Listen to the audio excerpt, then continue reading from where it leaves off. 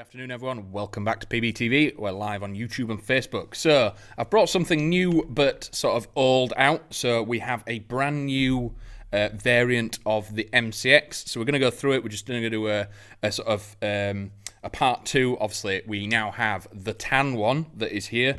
Very, very nice. Not usually a fan of tan platforms. I don't think they usually get the colour quite right, but this is definitely an exception. I think they've gone for a much darker tone, which suits this platform very, very well. But as always, I know we have covered the MCX before, but some people might not have seen that video, so we're going to cover this again and just show off the tan MCX. As always, if you've got any questions at all, drop your questions down below. We'll flash them up on screen and try and get to them as quickly as possible. I've got a few extra accessories off the screen, just so we can show some other brand new bits that we've got as well. So stick around for a little bit just to see them. As always, with 99% of AGs and even gas blowback platforms nowadays, it is a 14mm counterclockwise thread on the front. So if you are going for a specific loadout and you're wanting a unit on the front of there, by all means you can take it off. I will double check that it is.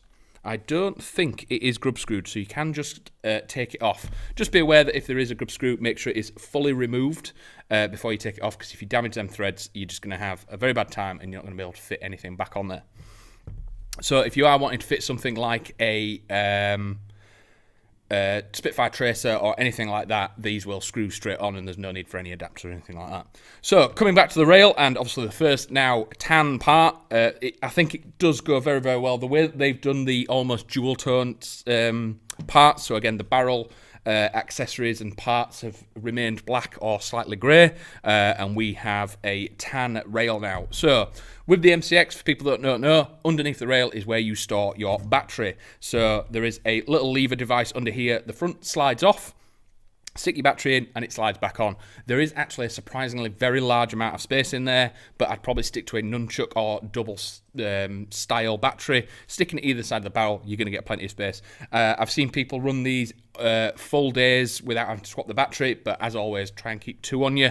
And as always, with the UK power limits, even though this has the Virtus gearbox in there and it's exceptionally well made and the tolerances are spot on, I would still stick to that 7.4. If you want to risk the pre-engagement, going up to an 11.1 is going to possibly risk that pre-engagement and start damaging pistons, etc. Obviously, as you can see, it is a single rail going all across the top once the fore rail is stuck back on. So there's 20mm on the top. We do have M-lock on the right, bottom and left-hand side. So if you've got any accessories that are direct M-lock fit, that is, they will just go straight on. They're totally fine. You can click them on and put them exactly where you need them. If you don't have anything like that, you can get M-lock to 20mm RIS adapters, and again, that means you could fit things like pec boxes, grips if you've already got them and you wanted to do things like that.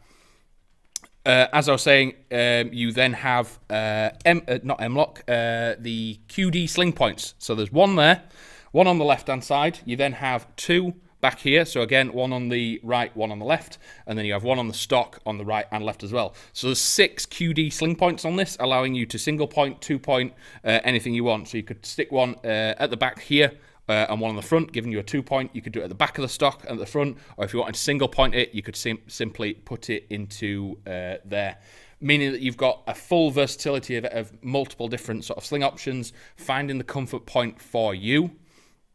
It's really, really good.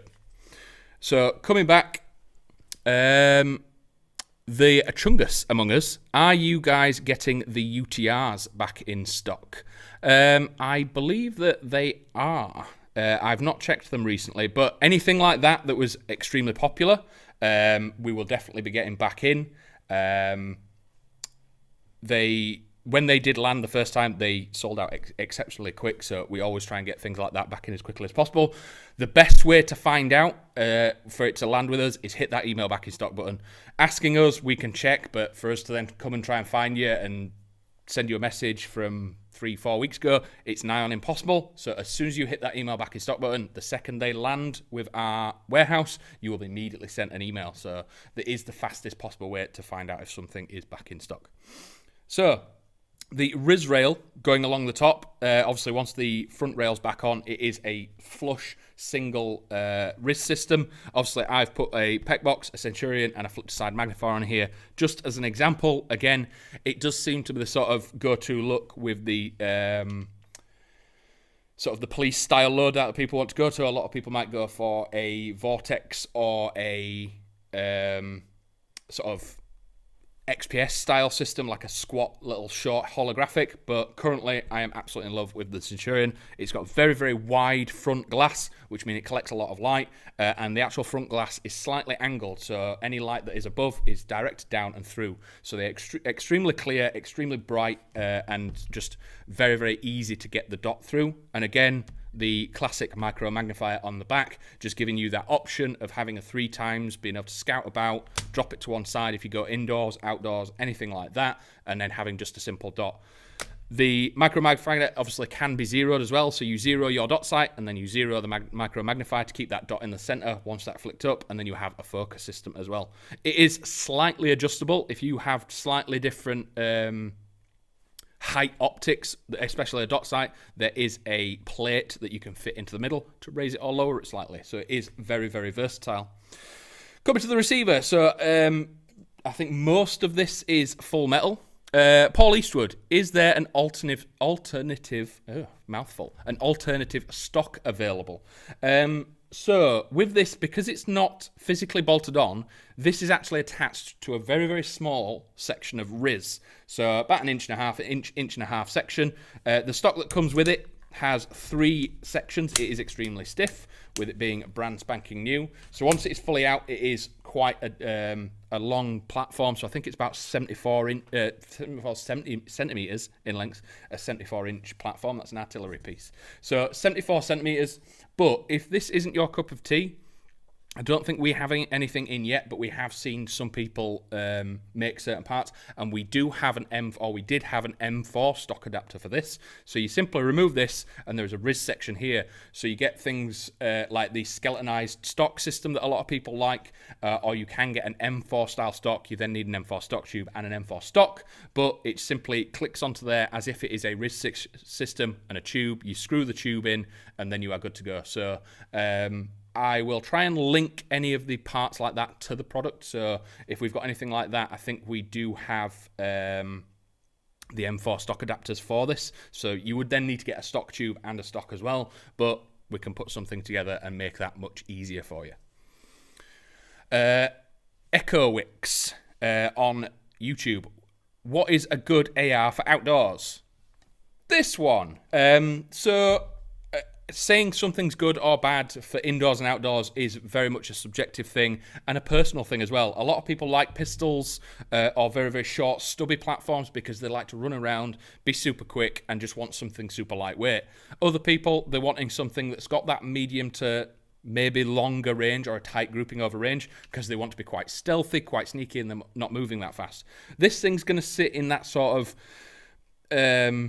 You're not going to want to be super fast and super aggressive with this because it does weigh about 3 kilos without all the optics and everything on it, but it does have a 295mm inner barrel, and obviously you could put a trace unit or anything that you want on this. So this thing does have a very, very good tight grouping over a long range.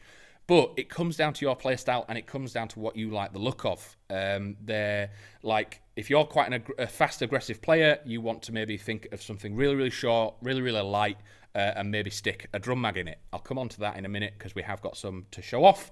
But yes, so that could be a style. If you're thinking you want to be a little bit sneakier, maybe get yourself a leaf suit or something like that, but not go full sniper, this would be a really, really good, cool little different platform. You can have yourself a little rig, a few mags or a drum mag again, but because it's a little bit heavier, you might want to be a little bit more purposeful with your movements and not be quite as fast. But any standard AR that is about that 180 to 300mm in a barrel, you're going to have a decent range and a decent grouping to be able to play like that. If not, go for something super short and super light and run around to your heart's content. So, coming on to the receiver, as I was saying, this is a full metal receiver and rail system, so that's where that weight comes from. Nearly 3 kilos without the optics and any parts on it. But It is very, very ambidextrous. So as you can see, the fire control is moving without me touching it. That's because I'm doing it from the other side. So we have safe, semi, and full auto. Mag release on the right-hand side, and there is a mag release on the left. Pulling the charging handle back, it does lock open, and you will find a rotary-style hop in here as well. So again, one of them things for people going outdoors and wanting extremely consistent hop and decent range outdoors. That is something that you want to look for.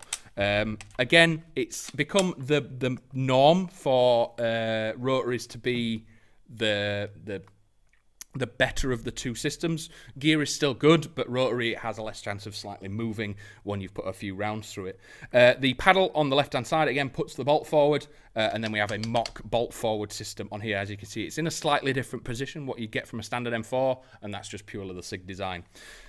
When it comes to the mag, it does come with a 120 round mid cap. So again, it is a mid cap out of the box platform. So if you are starting out, you will have to sort of factor in getting a few extra if you're wanting to do that. But what has arrived with us recently, and not necessarily specific for this, is pretty much every box mag that is available for any AEG, including, as you can see, very strangely on this one, you can get Tokyo Marui sound controlled or button controlled box mags. So normally Tokyo Marui, you need a slight adapter, a little tube or a plate or something to go in so you can use normal mags. These now, you don't need them. So again, you're not having to swap and change things between running your normal mags or having to then take a part out to put this in or anything like that. You can just have this in your bag, dump your mags off and go, right, it's final game. I'm a bit tired. I don't want to run all my gear. Throw this in it and go and have some fun. So again, when it comes to the standard AEGs, there's nothing else to do apart from stick it in and just run around. Again, I think these are 1,200 rounds roughly. Yep, so 1,200 rounds in these, and they're all either, by the name on the description, they are sound control or button controlled. So when it comes to sound control, when that hears the slight difference in the shot rep of the platform, there's a slight tonal difference, it will start feeding when it thinks you are sort of dry. There's then a button on the front that can be switched, a switch on the side that can be auto, off, or just sound control. When it comes to the other ones, it is not a slide button, it is simply a button. So when you press that, it will simply start feeding. And I know some people use their mag as a grip, so it is a little bit more comfortable for you. So it gives you options when it comes to M4 style things, SMG 5s, G36, or things like that, or even Tokyo Marui things. Having the little spacer or the gap at the back means these are just going to drop in as soon as possible. So, coming on to a few bits further back, as we've talked about, we've looked at the stock, and it is swappable. You can quite easily take it off, a lot easier than an M4 platform, but you will need adapters if you're wanting to put the, what some people call the Kate Moss stock, very sort of skeletonized and skinny.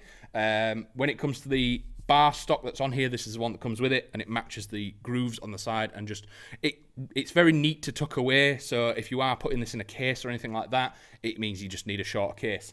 I'm not a massive fan of skeletonized or thin stocks like this because I quite like a very strong cheek weld, but this one, because the bars are quite thick and it is made so sturdily, I think I could probably get away with using this one and have it and be able to run it quite comfortably. If not, I'd probably personally swap it out to the M4 style stock, put the tube on, and maybe put a very, very narrow CTR or sort of Batlax style stock, something very low profile, but having that tube for a very good cheek weld, because you're not really worried about battery space at the back because it is at the front.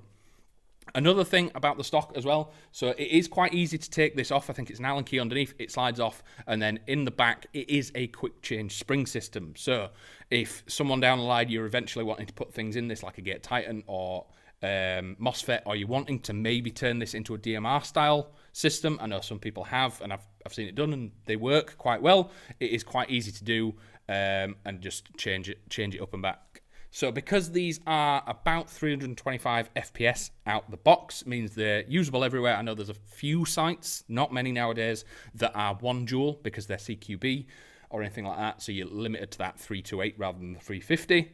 It does mean that you can quite easily adjust it if you know what you're doing. So for those that have just joined us, I'll quickly go over a few parts of it. So as I've just said, this thing is coming out the box at 325 FPS, which again, it's around that golden number when you're starting out, chasing that 350. For me, it's a bit of a miss. 330 is the sort of magic number for me. I've had the best experiences with it. I've had platforms just last forever sitting at that rather than chasing that other number. 40mm counterclockwise thread on the front, so if you want any tracer units or anything, you can drop them straight on and they'll just fit straight away and be very, very neat and flush to the rail system. Just be aware, anything that you do put on the front, you will have to take the rail system off and any attachment on the front off to fit your batteries. It's a simple lever system underneath. It's not very difficult, but just be aware it's something you'll have to do. M-lock on the right, left, and bottom, and then Riz all the way across the all the way across the top, where I've fit the PEC box, Centurion, and magnifier. Again, this is just an option. You could trick this up however you like. We have 6 in total QD sling points. So as you can see where my finger is here and matching on the other side, we've got 1 there, 1 here, and 1 at the back. And again, we have exactly the same on the other side, giving you 2 point, single point, and whatever point style sling system you want. And then we also have the little standard loop here. So if you don't have a QD, don't worry, you still have an option. Fully ambidextrous when it comes to controls, including the charging handle, fire selector, mag release, and the paddle for the bolt hold open is on the left. Currently got the new Nuprol 1200 round box mag in here, just showing it off, but it does normally come with the cool sort of standard Stanag style 120. These are all brand new, so any single... I think every single AG style that we do on the website, we now have a box mag for in sound control or button control or just standard wind. So again, standard AG or even something quite new is Tokyo Marui drum mags. So again, at the end of the day, you're feeling tired, you don't want to carry all your gear, you can simply drop all your mags down, drop your gear, throw this in without having to use your adapter or anything like that, and you just can run and gun for that last round without having to worry about reloading, which is always fun. You will lose the bolt stop system on it, but again, it's last game and you've just got 1200 rounds that you want to spray away, so you're going to have a little bit of fun. So this has been the new MCX in tan. It's obviously not a new platform, it is identical to the previous one, but we thought we'd trick it up and show it off in its new sort of nice tan is probably what I'll call it. I mean, I'm not normally a sort of dual, I quite like dual tone, but I'm not a fan of most tan platforms. I don't think they quite get the colour right, as I said at the start, but I think they've gone really, really nice and dark with this one. It accents the black parts really, really well, so I think this is going to be popular, and it's slightly different to the one that's already out there, so if you want something quirky and a little bit different, this is definitely where it's at. So that's everything for today. Glad you've joined us. All the questions are massively appreciated. We'll be back again on Friday with another product showcase. As always, if you like what we're doing here and you like this content, please hit that subscribe button if you're on YouTube, hit a like, hit a comment if you're on Facebook. We'll try and get back to people when they do comment on videos as quickly as we can, but there are quite a few of them, so please be patient. If there is anything you want us to do a live stream on, drop us a message on Instagram. It's the fastest way to get directly to myself and get stuff shot straight to the top of the list of the live stream. But if that's everything, it's always a pleasure, and I'll see you.